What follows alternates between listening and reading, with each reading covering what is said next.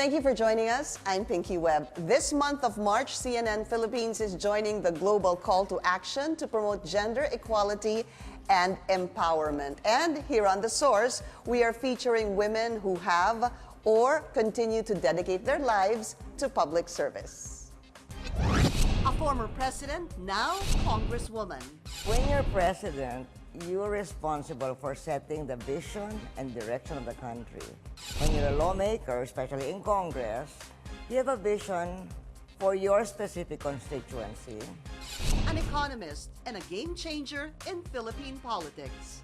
I did the economic reforms and fiscal reforms that made our country resilient and be able to sustain its growth. An advocate of women's rights and gender equality. My women's agenda was twofold: protection and promotion. We also get to know her thoughts on charter change, Philippine-China relations, and the Duterte administration.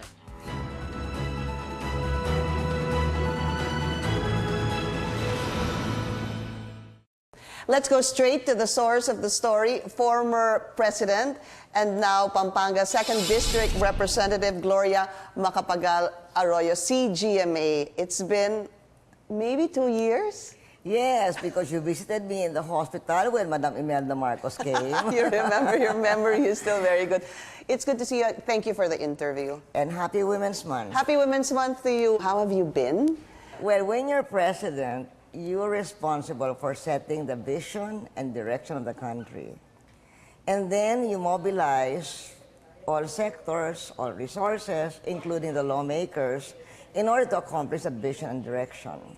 When you're a lawmaker, especially in Congress, you have a vision for your specific constituency, and of course for the country because it affects your constituency. And then you interact with the president and the president's government in a way that best suits the interests of your constituency. Right. But what is better, president or congresswoman? Oh, each is good in its own way, but what I like about being congresswoman compared to being president is that I no longer have to bear the weight of the entire weight of the country's fate on my shoulders. Right. Was that very difficult? Very difficult. See, I wanted to really find out from you what it's like to be a woman president of the Philippines. What was it like? Well, I'm fortunate that in the Philippines, we are one of the most progressive countries in the world, advanced countries in the world, as far as the role of women in society is concerned. And I am fortunate also that there was already a woman president before me, so that paved the way for the acceptability of a female president. So by and large, any hardship I endured as president was not by reason of my being a woman. Mm-hmm. It's just because you're president. Mm-hmm. It doesn't matter if you're male or female. I don't think so. Is there an advantage to be a woman president compared to a... As I said, because we're so advanced in women's rights in the Philippines compared to other countries, my presidency was generally gender neutral. Gender neutral. In fact, when you were president, there were landmark legislation signed. We have the anti-trafficking against women and children, and also the Magna Carta for Women. Yes. That was, yes. I think, landmark legislation during your presidency. Yes. Also domestic violence. Domestic violence. Can you tell us more about those, Congresswoman? Well, I remember when I was still a senator, my women's agenda was twofold: protection and promotion. Protection of women against abuses and promotion of opportunities. So for protection, I tried to enact an anti-domestic violence bill, which finally got passed into law. When I filed the bill in the Senate then, it was, you see, because there's already violence, there are sanctions against violence. It was to make the domestic violence punishment one step higher than the usual violence, because a father who usually is the one who does the domestic violence, a father or a husband, is supposed to take care of the family. So there's supposed to be an additional responsibility. So not only is there the general crime against society, but the general crime against his role in the family. That was the thrust of my domestic violence bill. So finally, I got it passed into law when I was president.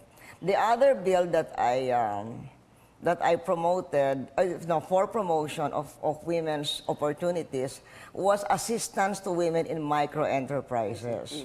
I was able to get that done when I was in the Senate. Okay. Why the interest, I guess, aside from being a woman, on domestic violence and promoting women's welfare when you were still at the Senate? Well, as far as domestic violence is concerned, I saw a lot of domestic violence in my own going around the country and talking with constituents.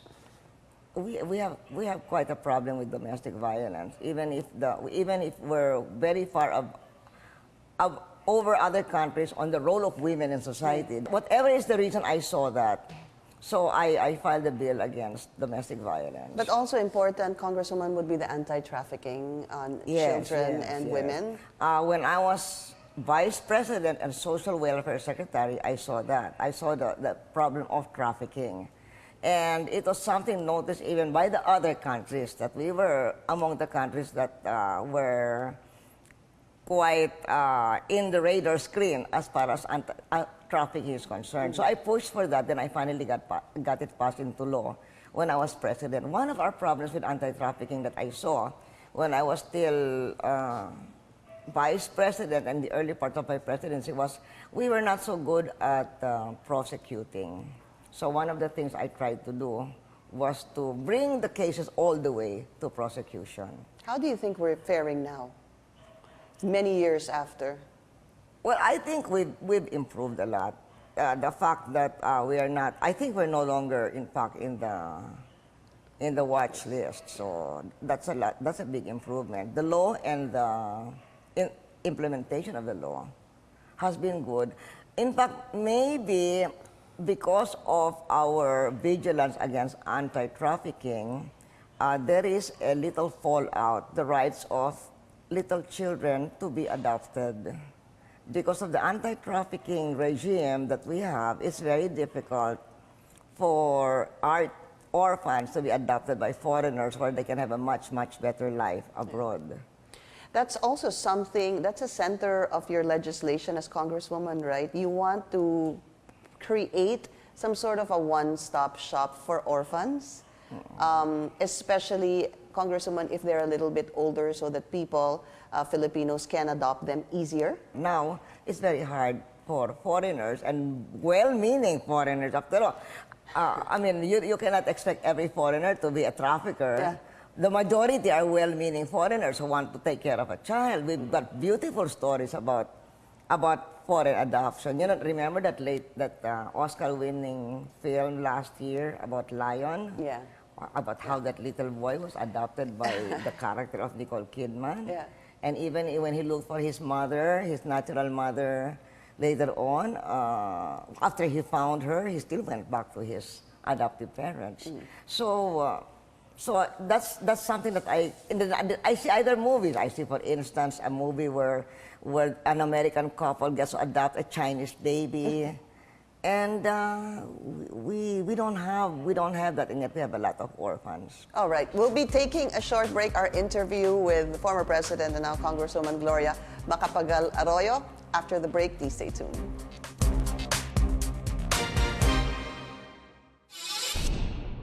And we're back. Our interview today with former President and now Congresswoman Gloria Macapagal Arroyo. I want to go back to your time or your stint as president. What was the most memorable part or situation or something you look back at during your presidency? As a woman. As a woman president. My presidency was generally gender neutral.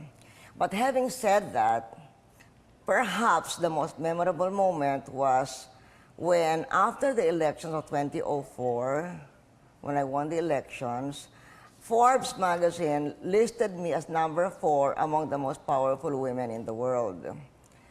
That's memorable, not because it reflected personally on me, but because it projected the Philippines onto the world stage. Did you ever think that something like that would happen, or that you would even be president, considering, of course, your father being a former president at that?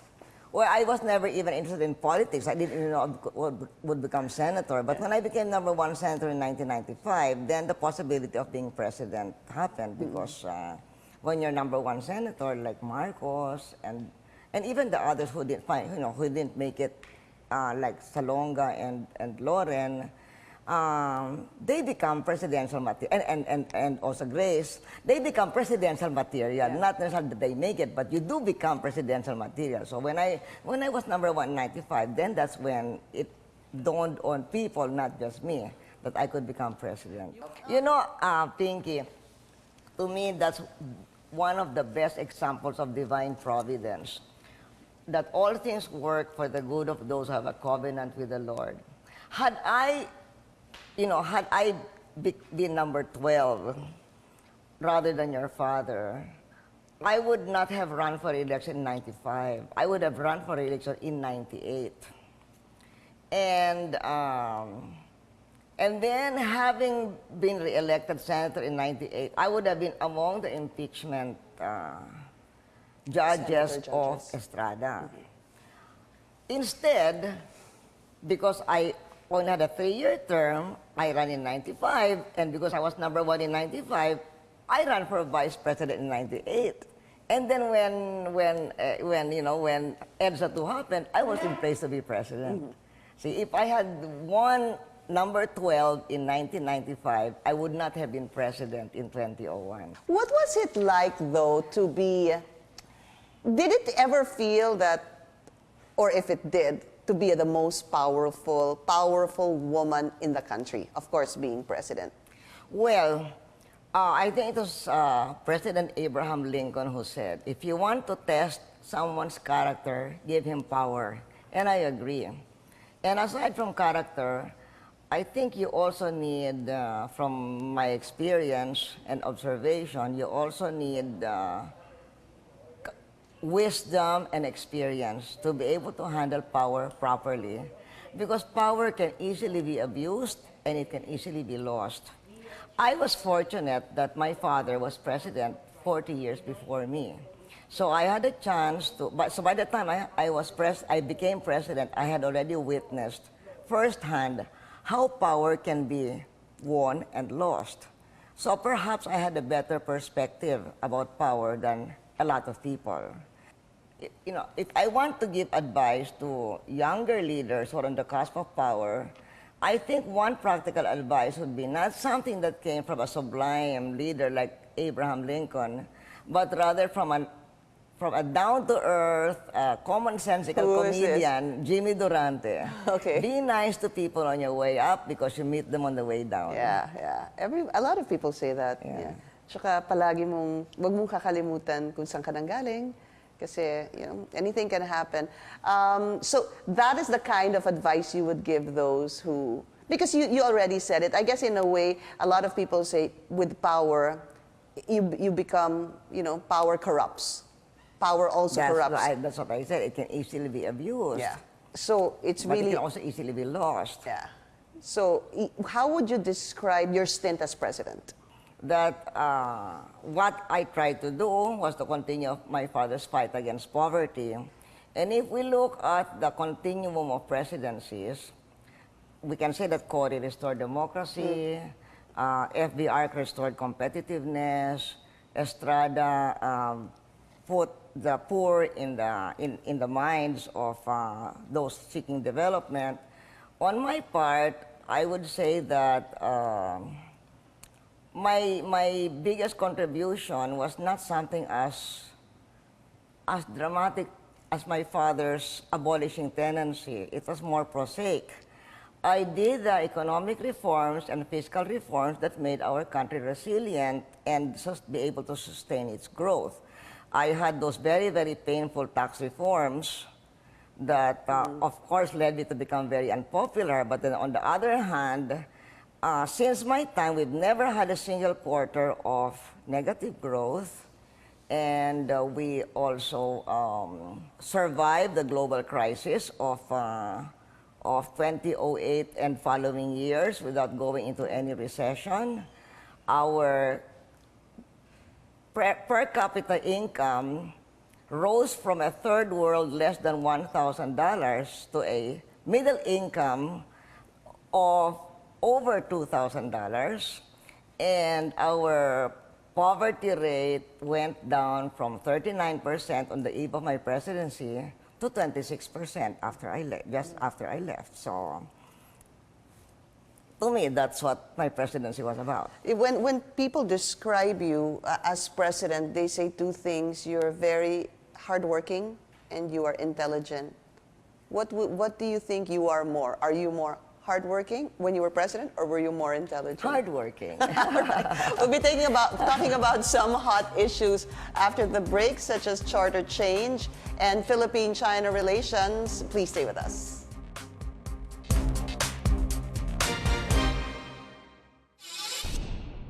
We're back here on The Source with former President, now Congresswoman Gloria Macapagal Arroyo. The present situation, there is moves, of course, to amend the charter. Congresswoman, during your time, there were likewise moves to amend the charter as well. Do you still think that the charter needs to be changed? Well, in my time, I felt that it was time to review the charter. And of course, all the more now, time has passed, so it is even more time to review the charter. There are some very obvious areas for review, for instance, foreign ownership. And then there are some very contentious questions like the form of government. But that's why all the pros and the cons should be discussed so that the people of the Philippines can be aware of, so that it can all be out in the open. But should the form of government be changed? Well, as I said, it should be reviewed and all the pros and cons should come out. It should be discussed so that the people will be very well aware of the issues. Mm-hmm. For instance, the federal form of government, that should be discussed. All the pros and cons should be discussed. What I like personally about the federal form of government is that it shifts power away from the center to the regions, and for that alone, it should be discussed. Was that your stand also when you were president, that you were for a federal form of government? So you've been consistent with that. Any changes from then to now in terms of charter change? So you are for foreign ownership, you are for a federal form of government, anything else? Well, as I said, it's not very important what I am for. I am for a thorough discussion of the pros and cons so that the people will be made very aware of the issues. Can we find out your thoughts on the consultative commission that the president formed? Well, it's a good commission. So we're looking forward to the draft that they will come up with to recommend. And they're also very open to recommendations to them. Right. What about Philippine-China relations? What's your take on the seemingly closer ties between the Philippines and China? You know, when China was beginning to awaken in the 1980s, many Filipinos were wary of China. They thought that China was potentially a rival. At that time, the world still did not realize that among Asian countries, China was a class of its own, sui generis. Today, 40 years later, we see that China is not a rival. It is a market, an investor, a donor. And when I was president, I focused on developing closer economic and business ties with China, and that is the policy of President Duterte today, very similar to mine. Mm-hmm. But the seemingly closeness between the Philippines and China and away from the U.S., is that something I don't really see it that way. Going to the U.S., we have strong historical ties with the U.S., a very strong shared history with the U.S. We have very strong fundamental values that we share with the U.S., like a desire for freedom and for democracy. And we have a very strong community of friends and relatives who are Philippine Americans. So for those reasons, it is in our national interest to be friends with America. And the way that I see President Duterte, he is seeking friendship and cooperation with America, but it has to be very clearly from a position of mutual respect. You talked about the president. The president once called you his boss. Can you tell us more about what was really the relationship, the kind of relationship you had? How did it begin with the president? Well, I've known the president for a long, long time. I first met him in 1989, I think, when he was a new mayor of Davao City, and I was trying to bring industrialization all over the country, and Davao was one of the centers for industrialization. So that's how I met him. And then throughout my candidacies for national office, he always supported me. When I became president, in 2002, I asked him to become my special advisor on peace and order. Actually, I asked him to become a presidential advisor, cabinet rank, but because he had been elected for a fresh term again as mayor, he said he cannot abandon his mandate as mayor, but he would do the work for me. Just give him a title that does not conflict with his being mayor. So he was my special advisor for peace and order. And we worked very closely when he was in that position. So when he called me his boss, let's put it this way. I am also an elected public servant. And I also often look for ways to give recognition to other leaders. So, of course, he is more colorful in his, the way, his personality and his speech is more colorful than mine. So I think that was his colorful way of giving me prestige and recognition, especially, I suppose, in recognition of the fact that I also once held the awesome position that he holds now. And as I said, the context in which he was calling me his boss during that event was that he was talking about the time when he was my special advisor. Yeah. So, but I was president then when he was special advisor. Now he is president. And like all good presidents that have served our country, we all know that his only boss is the Filipino people. How would you assess the president's 2-year stint so far? Well, Almost 2 years. I think he's done an awesome job. His promises about peace and order, he is complying with. And as far as his economic policy is concerned, well, his tax reform complements the tax reform that I did. And then his build is also a step in the right direction, because that is what we need now to have a good investment climate, infrastructure. I just need to follow that up because you said that you're known to be an economist, ma'am. Some people are saying with the President's build project, posible daw na puro na lang tayong will be indebted. Malulubog daw tayo sa utang. There are, it's all a matter of relativity. You can increase your debts in absolute numbers, but the important thing is, what is your debt ratio to your GDP? When I entered the presidency, our debt was bigger than our GDP. That's when you say lumulubog sa debt. But when I left the presidency, our debt was 3/4 of our GDP. And the economic managers of President Duterte are very well aware of those ratios. So yung mga baon sa utang, you look at the GDP. So you're not alarmed by this? As long as those ratios are complied with. When like me, when I was president, in 2007, I could have balanced the budget. But we were scheduled to balance the budget in 2008. But in 2007, I was like maybe 18 million short of balancing the budget. And we said, well, shall we balance the budget now? And I said, so I asked, we discussed it with my economic managers, and they said, well, the market is waiting for us to balance it next year. So we might as well spend the money now for our development rather than trying to balance the budget 2007. Okay, so we'll just do it next year. But I could have done it in 2007. Our deficit was de minimis. 2008 came and there was a crisis. Global crisis, not Philippine crisis, but global crisis. How did we avoid the global crisis? Well, we forgot about the balanced budget for that year because that is not the most important thing. The most important thing was to be able to pump prime the economy, create jobs, avoid the recession. As long as you stay within the parameters of good financial management, it's okay. So, in the middle of the crisis, we had an upgrade in our credit rating, even if we did not balance the budget that year.